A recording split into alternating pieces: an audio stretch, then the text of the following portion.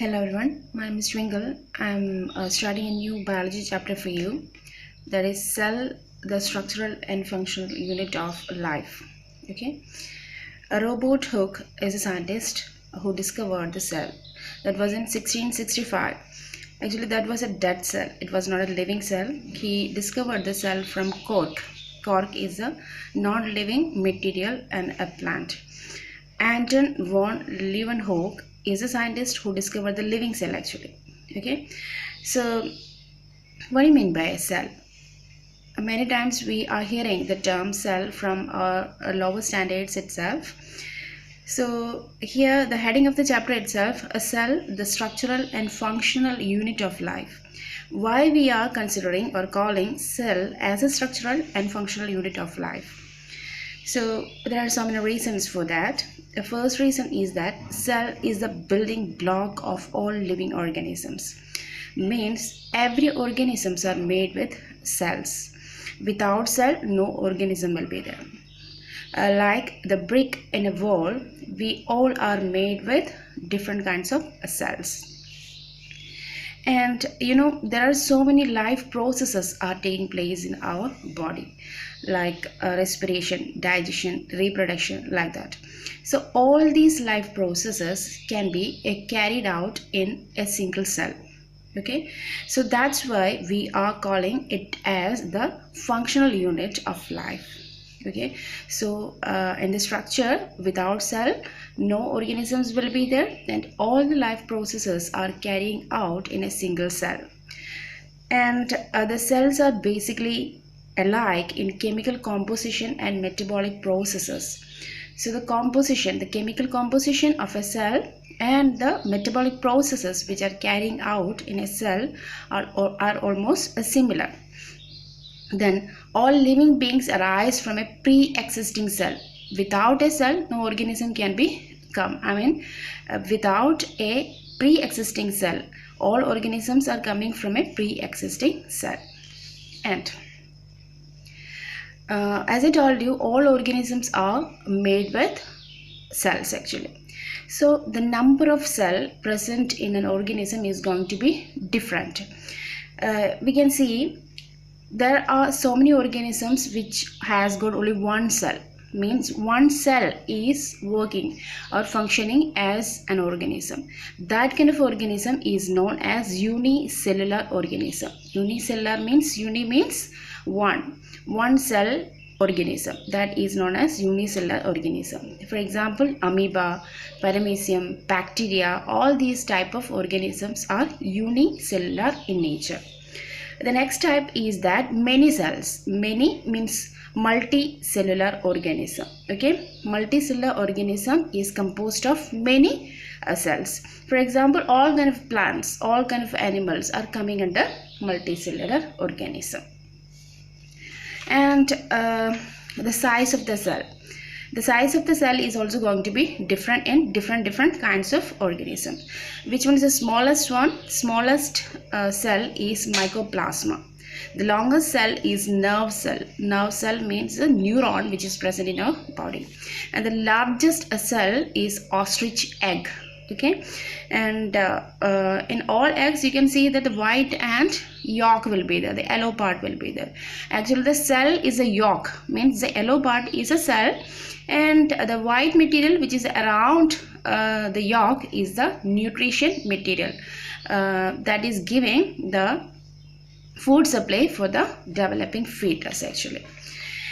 And in human adult there are so many types of cells, and in a human adult body more than, or it is around 200 types of cells will be there, and 200 different types of cells will be there. The total amount of the cell which is present in a human adult will be 37.2 trillion cells. Okay, and among that 100 billion nerve cells will be there in the cortex of the brain, and 25 trillion RBCs will be there. RBC means a red blood cell. Okay, and what are the shapes? The shapes of the cells is also going to be different. Okay, we have got so many types of organism, and in every organism different kinds of organs is also there. So organs are doing different types of jobs actually. According to the job of the organ, the cells which is made is also going to be different. For example, RBC is a blood cell, red blood cell. Okay, what is the function? It is giving the red color and it is the carrier of oxygen also. Okay, so it should go through the capillaries. Okay, the blood vessels are carrying the blood and RBC should pass through that. For making that purpose possible, it has got a circular and biconcave shape actually. So what is the function? To pass through for the easy passing through the capillaries, and it will be easy to carry the oxygen, and that for that purpose it has got a circular and biconcave shape. And the next one is WBC. WBC is also another kind of blood cell, that is white blood cell, and it has got an amoeboid shape. As you know, amoeba doesn't have a definite shape. It can change its shape. Irregular shape it has got. And why this WBC has got that kind of a shape? Because it is actually a part of the immune system in our body. So it can engulf the microorganism which is present inside our body. And it can squeeze out through the capillary wall also. Okay. That's why it has got an amoeboid shape. And the third example that I am telling, that is nerve cell. Okay, nerve cell is the longest cell in our body and it is a part of the nervous system. A nervous system is a system which is conducting all type of messages in your body. So for the conduction, for the easiness of the conduction of the message, it has got a long shape. Okay, so these are only 3 examples. These kind of many cells are present in our body. Okay, according to the function, the shape of the cell is also going to be different. And how these cells are made with actually. There are so many materials are there in a cell. The 3 major parts of the cell. The first one is the cell membrane. Okay, cell membrane is also known as plasma membrane. That is the outermost covering of the cell. Okay, it encircles the cell. When I am telling outermost covering of the cell, one exception is there, that is plant cell. Okay, plant cell doesn't have, plant cell has got another layer other than the cell membrane, and that is known as a cell wall. I will come to that. So anyway, cell membrane is a common thing in all type of cell, that is the outermost layer of the cell. And what is the special nature of this cell membrane? It is a living membrane, means it has good life. Okay, and which has got so many pores on that, means it has got so many holes on that, because it is the outermost covering and something should come inside the cell and something should go out from the cell also. For that purpose, it should have an entrance. Okay, these entrance are the fine pores which is present on the living membrane or the cell membrane. And the cell membrane is made with lipoprotein. Lipoprotein is the material by which the cell membrane is made with, and it gives a flexibility to the cell. Means the cell membrane gives a flexibility to the cell. And as I told you, it is semi-permeable membrane. It is also known as selectively permeable. The cell membrane is selectively permeable or semi-permeable. Okay, so cell membrane is the outermost cover of the cell. It is a living membrane. It is made with lipoprotein and it gives flexibility, and it is not allowing everything to come in and go out. That's why it is known as a semi-permeable membrane.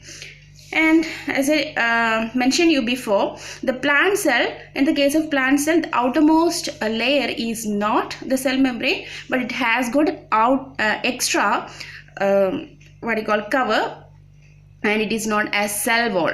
Other than the cell membrane, it has got another covering, that is known as cell wall, and the material which it is made with cellulose. Cellulose is the material. It is, this cell wall is not a living cell, living cover. It is a non-living cover actually. And not like in the case of cell membrane, the cell wall is freely permeable. Anything can pass through a cell wall. And the second part of the cell is cytoplasm. So I will give you a figure here.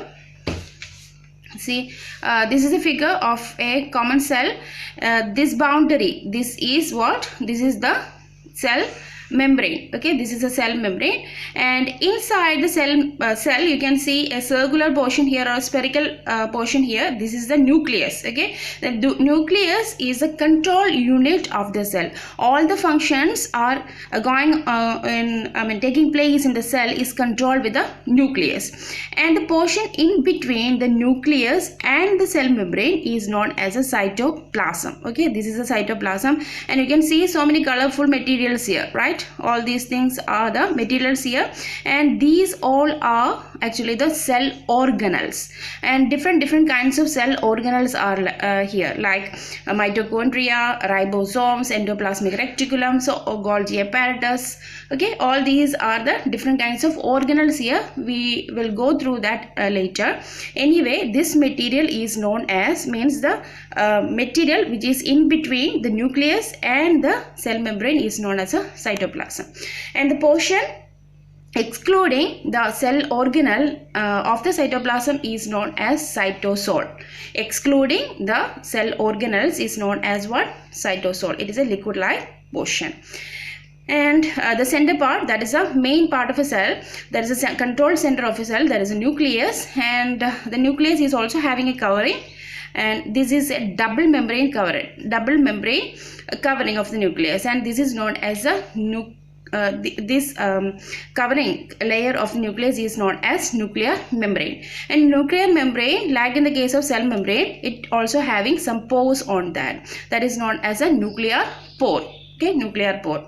And what may be the function? That is the entrance and exit of the material which is coming and going out from the nucleus.